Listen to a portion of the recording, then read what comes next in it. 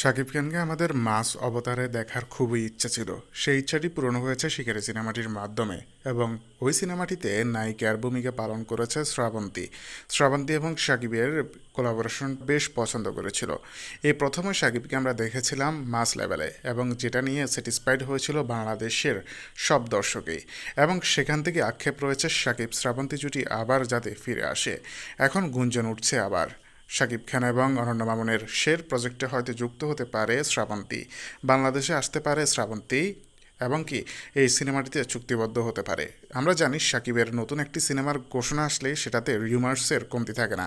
যেমন আপনি নতুন নতুন সিনেমাগুলোই ধরুন, তাণ্ডবে যুক্ত হচ্ছে কত রকমের নায়িকা, সর্বশেষে যুক্ত হয়েছে সাবিলা, এরকম অনেক চমকতে থাকে কিন্তু শাকিবের নতুন সিনেমা আসলে।